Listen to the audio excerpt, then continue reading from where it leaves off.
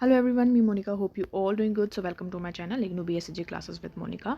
तो आज की ये वीडियो इग्नू स्टूडेंट्स के लिए बहुत ही यूज़फुल होने वाली है, स्पेशली जो बैचलर डिग्री कोर्स कर रहे हैं, जो अंडर CBCS के आते हैं। ठीक है, जैसे कि BSc BAG और BCom के बच्चे जो हैं उनके लिए जो है ये वीडियो यूज़फुल होने वाली है। यहाँ पर जो है हम असाइनमेंट की बात करेंगे, और असाइनमेंट जो है वो है इन्वायरमेंटल स्टडीज़ की, जिसका सब्जेक्ट कोड है BEVAE 181। यहाँ पर आप देख सकते हैं।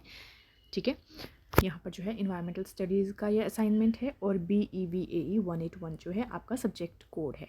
ठीक है, तो ये वैलिड कब तक है, कौन से बच्चों के लिए? जो 2024 के सेशन में बच्चों ने जिन्होंने एडमिशन लिया है, ये उसके लिए वैलिड है। ये 1 जनवरी 2024 टू 31 दिसंबर 2024, यानी कि 2024 के सेशन के जिन बच्चों ने एडमिशन लिया है उनके लिए ये वैलिड है, ये वाली असाइनमेंट। ठीक है, अब हम नीचे चल के बात करते हैं। तो इसमें जो है हम इंस्ट्रक्शंस देख लेते हैं।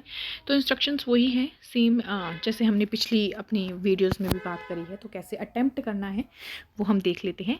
तो आपका जो आंसर शीट होगी, आपके असाइनमेंट की जो आंसर शीट होगी, उसके फर्स्ट पेज पे आपको ये सारी डिटेल्स जो है अपने लिख देनी है। जैसे कि रोल नंबर हो गया, आपका रोल नंबर हो गया, नेम हो गया, प्रॉपर एड्रेस आपने लिख देना है, कोर्स का कोड, कोर्स टाइटल, असाइनमेंट का नंबर, और ये स्टडी सेंटर और डेट आपको यहाँ पर अच्छे से मेंशन कर देनी है। ठीक है, ये आना है आपके आंसर शीट के फर्स्ट पेज पर।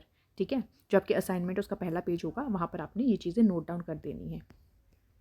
ठीक है, अब यहाँ पर आगे और देख लेते हैं क्या लिखा हुआ है। आपको थिन वैरायटी की जो है आंसर शीट नहीं लेनी है, आपको प्रॉपर जो है फुल साइज़ की, फुल स्केप साइज़ की जो है राइटिंग पेपर लेना है। ठीक है, उसी के ऊपर जो है आपको असाइनमेंट लिखनी है, और 4 सेंटीमीटर का मार्जिन आपने छोड़ना है। ठीक है, टॉप पर, बॉटम पर और लेफ़्ट साइड पर जो है आंसर शीट की आपको जो है 4 सेंटीमीटर का जो है वहाँ पर मार्जिन छोड़ना है। ठीक है, और जो है आपका आंसर प्रिसाइज होना चाहिए। ठीक है, और ये जो है आपको असाइनमेंट सबमिट करानी है ड्यू डेट तक। ठीक है, ड्यू डेट है उससे पहले पहले सबमिट करानी है। अगर आप किसी रीज़न से जो है सबमिट नहीं करा पाते हैं, ठीक है, कोई भी रीज़न होता है, तो वो आपकी एक्सेप्ट नहीं होगी। अगर आप ड्यू डेट से बाद में कराने की कोशिश करोगे सबमिट, तो वो उसको रिसीव नहीं किया जाएगा, वो एक्सेप्टेबल नहीं होगी आपकी। ठीक है, अगर किसी रीज़न से, कोई भी रीज़न होता है, ठीक है, अगर आप फेल हो जाते हो असाइनमेंट में, या किसी रीज़न से जो है आप सबमिट नहीं करा पाते हो, तो आप अगले साल जो है असाइनमेंट फिर से सबमिट करा सकते हो। Is that clear? अगर आपने असाइनमेंट सबमिट नहीं कराई है, ठीक है, अगर आपने किसी भी रीज़न से असाइनमेंट सबमिट नहीं कराई, तो क्या होगा कि एग्जामिनेशन फॉर्म आपको फिल करने नहीं दिया जाएगा। ठीक है, तो असाइनमेंट सबसे पहले सबमिट करानी ज़रूरी है। एग्ज़ाम से पहले ही जो है आपको असाइनमेंट सबमिट करानी पड़ती है। वो डेट जो है वो इग्नू वाली डिसाइड कर देते हैं, ठीक है, कि कब आपको सबमिट करानी है। और ये जो है वैलिड है 1 जनवरी 2024 टू 31 दिसंबर 2024 के बच्चों के लिए। ठीक है, 2024 के बच्चों के लिए। अब देख लो, यहाँ पर हम देख लेते हैं इसके असाइनमेंट के क्वेश्चंस कैसे दिए गए। पार्ट्स में दिए गए, ए पार्ट है और बी पार्ट है। ठीक है, और कितने मार्क्स कंटेन कर रहा है ये देख लो। मैक्सिमम मार्क्स जो है 100 मार्क्स की जो है आपकी असाइनमेंट होती है। ये 100 मार्क्स की आपकी असाइनमेंट है। ये देखो, कोर्स का कोड यहाँ दिया गया है, असाइनमेंट कोड भी यहाँ पर दिया गया है, और मैक्सिमम मार्क्स इतने हैं। सारे आंसर अटैम्प्ट करने जो है कंपलसरी है। ठीक है, और हर क्वेश्चन के आगे जो है आपके आंसर भी दिए हुए हैं। तो 2 पार्ट्स में है, part A and part B.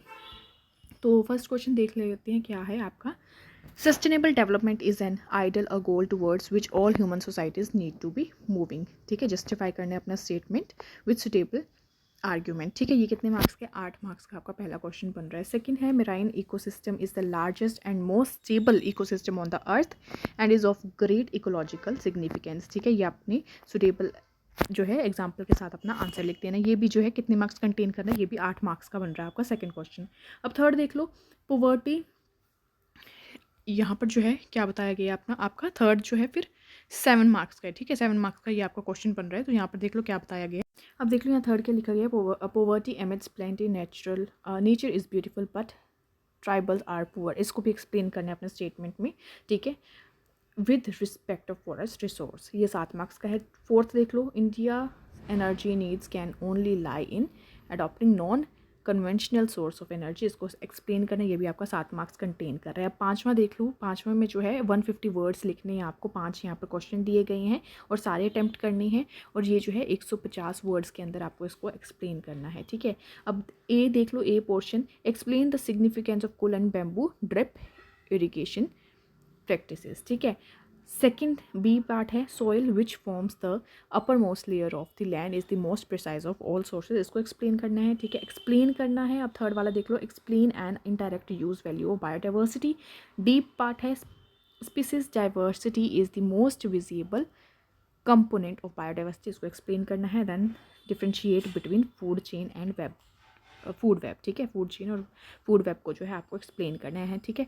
It contain, अब ये जो है यहाँ पर देख सकते हैं, ये जो है 5 क्वेश्चन है और ईच कंटेन 4 मार्क्स, तो टोटल जो है आपका ये 20 मार्क्स का यहाँ पर ये क्वेश्चन बन रहा है, ठीक है। अब यहाँ पर बी पार्ट देख लेते हैं, नीचे जाकर बी पार्ट देखो क्या बताया गया है।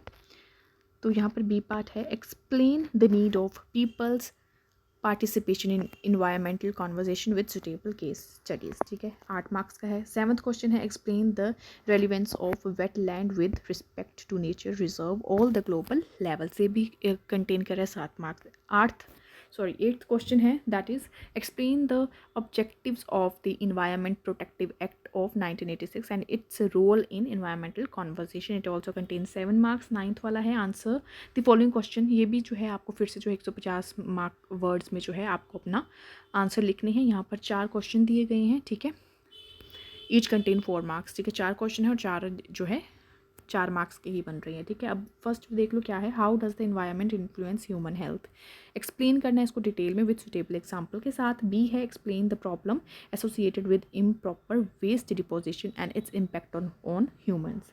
सी है, acid rain is considered one of the major global issue, explain करो इसे एसिड रेन को और इसके इफेक्ट्स को, ठीक है। डी है, explain the different parameter that can assess water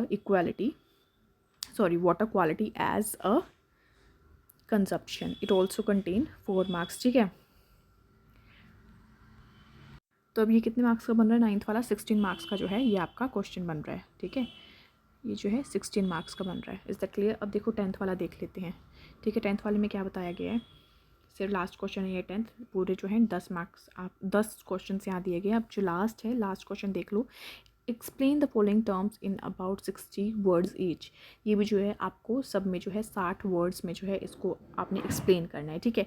first है इन्वायरमेंटल जस्टिस, बी है central pollution control board CPCB, ठीक है, और थर्ड है स्मोग एंड देन डी है last one is green house gases, ठीक है। ये भी जो है 3-3 मार्क्स के हैं, ठीक है, यानी कि ये जो है बन रहा है आपका 12 मार्क्स का, ये जो है आपका 12 मार्क्स का बन रहा है। Is that clear? तो यहाँ पर आपका जो टोटल हो जाता है 100 मार्क्स, ठीक है।